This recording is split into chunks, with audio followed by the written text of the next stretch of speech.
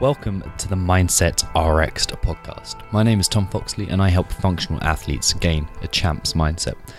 Before we get into what's on today's show, just want to remind you, I don't know why I said that like that, like I was trying to remix. Anyway, I was trying to remind you of the Facebook group that I'm running, Mindset for Functional Athletes. In it, I'm not only giving you a quick insight into what happens in the world of Mindset RX and kind of giving you some hints and strategies from what I teach, what I coach, what the Mindset RX world is growing into, and kind of providing you with a very, I don't like the phrase safe space, but a place to be honest and a place to be yourself and a place to kind of open up a bit about mindset stuff in a group of people who are not going to ridicule you for it. They're going to support you, slap you on the back and say, here you go, well done. And that's the kind of the real benefit of it. But also in addition to this, I'm going to be sharing some of the insights that my paying kind of coaches and athletes in my services that they are seeing, because I want to pass on the benefit to you guys. So tomorrow, in fact, I'm going to be showing you, because the Mindset RX coaching certification has reached like a very definitive point. It's a 5-week point where we stop talking about the kind of how to work, or we haven't stopped talking about it. We've put on pause and kind of let it fade into the background. It's still there in the background, but working on their own mindsets.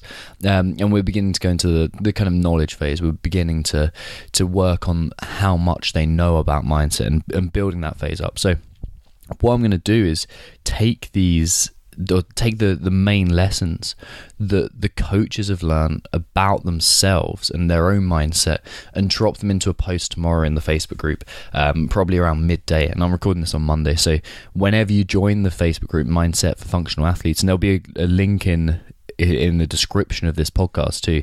Whenever you join that group, you'll be able to go back through and see see what's happening in the Mindset RX coaching certification world, and kind of, especially if you're a coach, this is going to be really useful for you. But even if you're not a coach, you're going to love this too, and it's going to you're going to see a lot of the own similarities, and it will also help you see like your coaches are doing amazing things and they go through struggles of their own. So it's really important that you guys see that.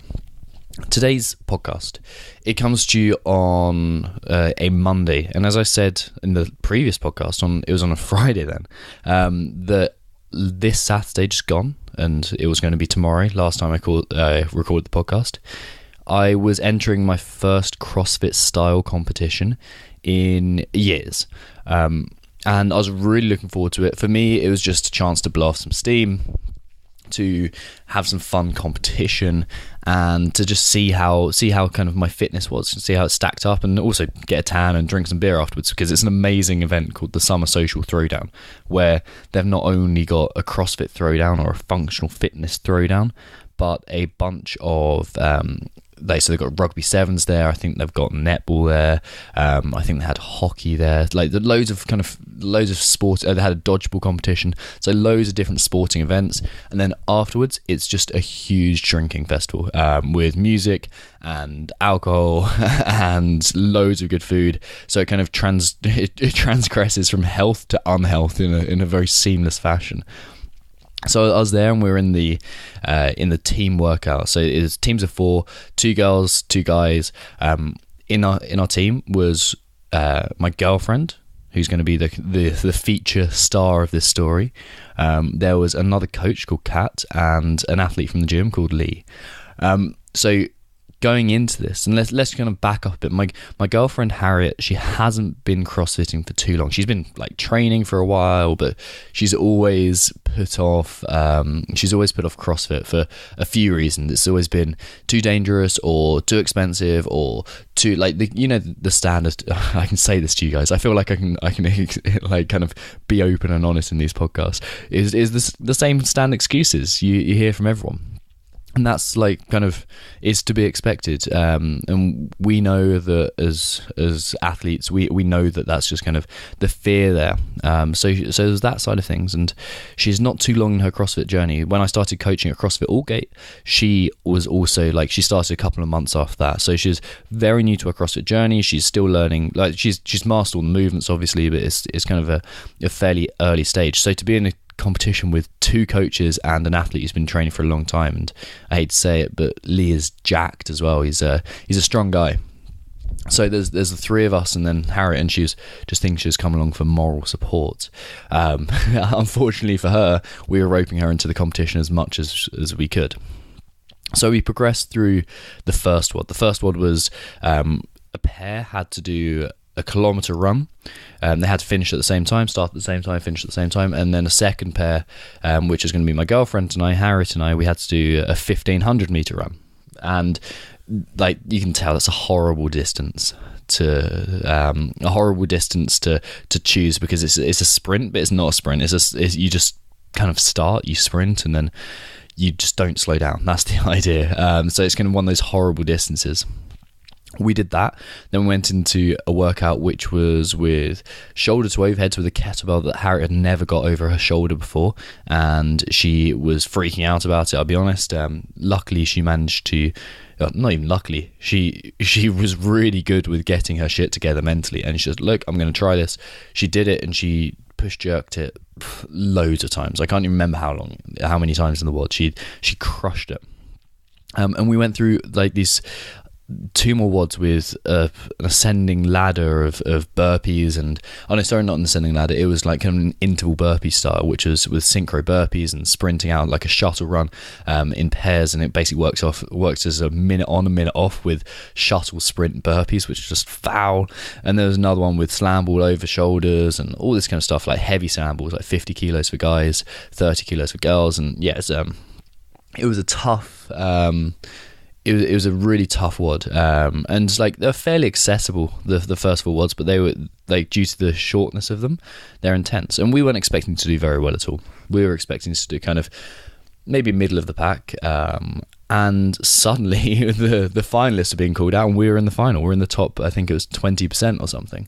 So at this point, Harriet looked over her shoulder at me, and she said to me, I don't want to be doing this. I'm not doing this. I just want to go home now. I just want to start drinking now. I just want to, I don't want to be in here.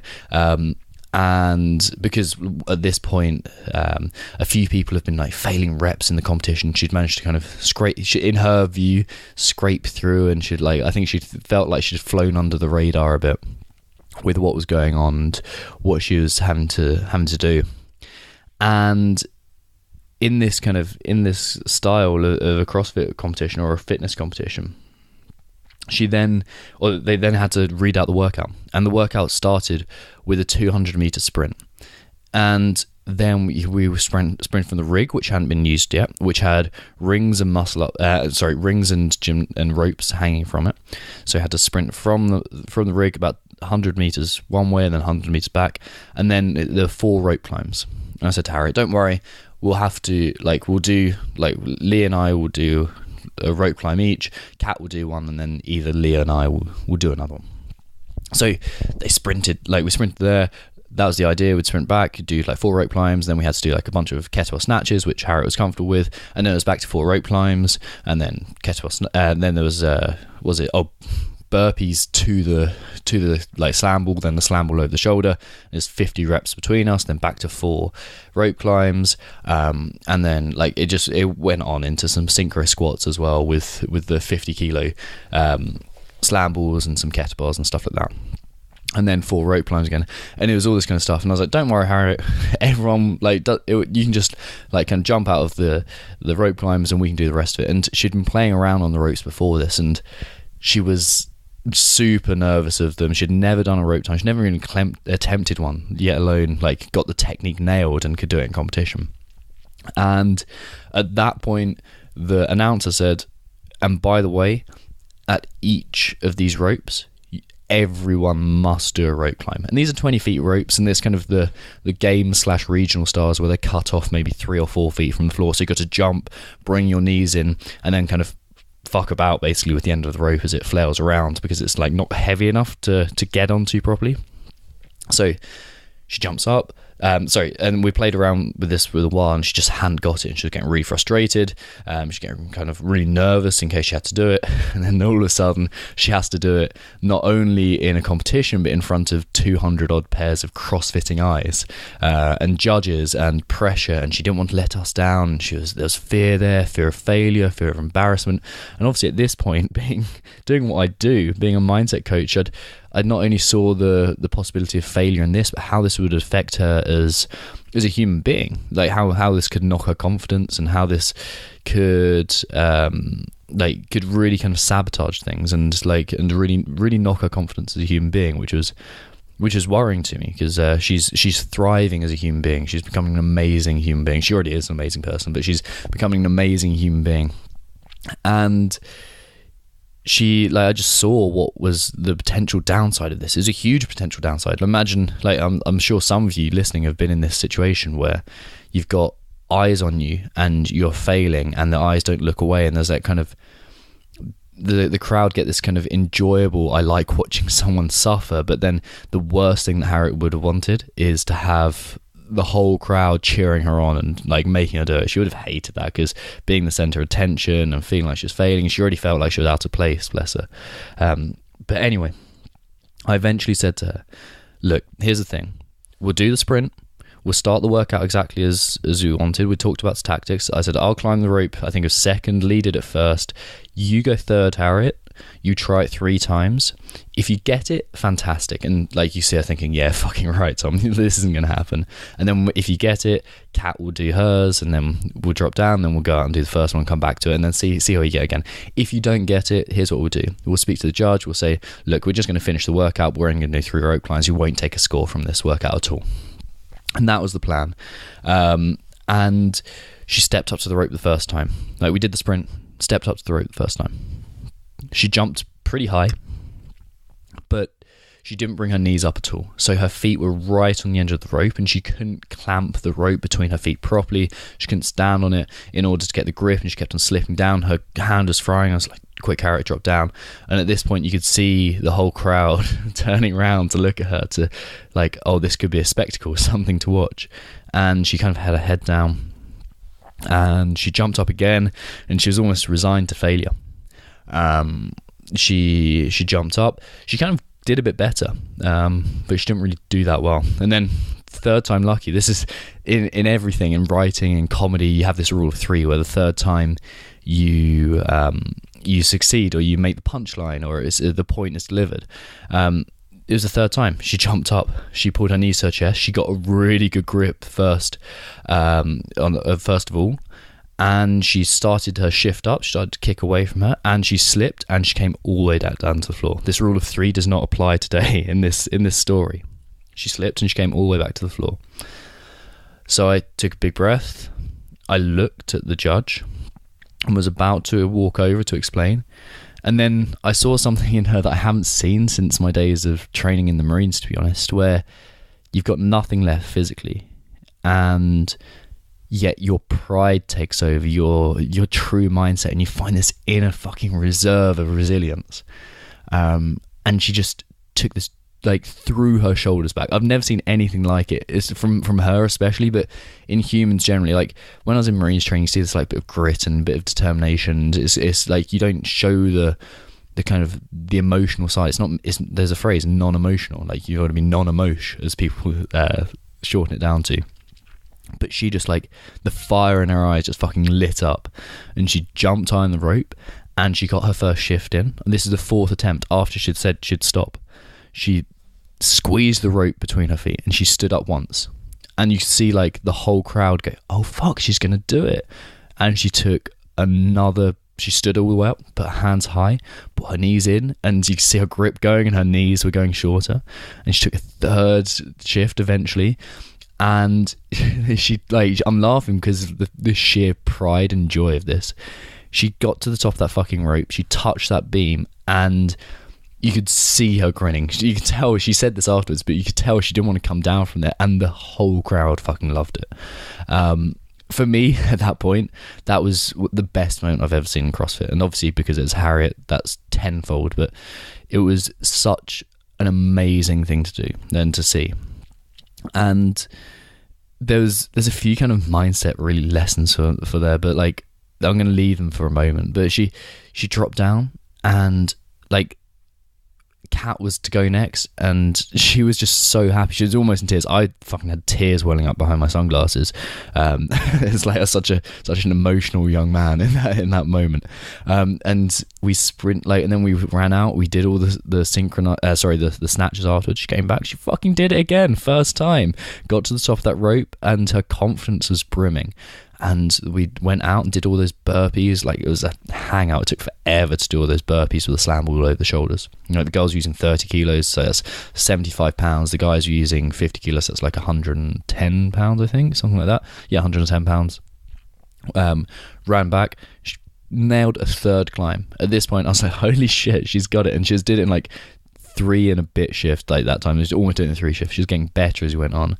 And went out and did a bunch of like the synchro squats, which were horrendous. With like the synchro squats, you got no reps. Like, I swear we got as many no reps as we did reps. It was awful. But like, at that point, it didn't matter. We'd already won. Like, Harriet had stolen the heart of the crowd, and it was amazing to see.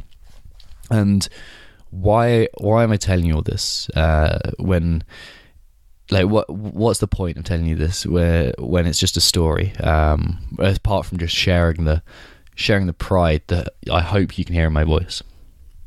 I'm telling you because of what I mentioned. There's this inner reserve that when you're in your heart of heart, like, you believe in the depths of your heart, you believe that you have nothing left. You like absolutely nothing. I like Harriet said the phrase, I don't want to be here anymore. I just want to go home. Like, I don't want to, this is embarrassing. She said, I'm going to make a fool of myself, and it's going to be awful. And you can say what you will about those phrases. She was in a really like hard situation for her. She'd never been in a situation like this. It was her first CrossFit competition. Suddenly she was in the final in front of 200 odd pairs of CrossFitting eyes. She, like, when you've hit that situation, you know you've got nothing left. There's this inner reserve that only kicks in when you absolutely need it. And seeing that, just knowing that's there, is so important for you as an athlete. And it's such an inspirational thing to have. And when you see it happen, it's amazing. There's no real how-to here, other than I'm not going to give you a 5 steps to, or three ways how, like anything like that, because I want this to just inspire you and let it sit in your imagination of, holy fuck, this is possible.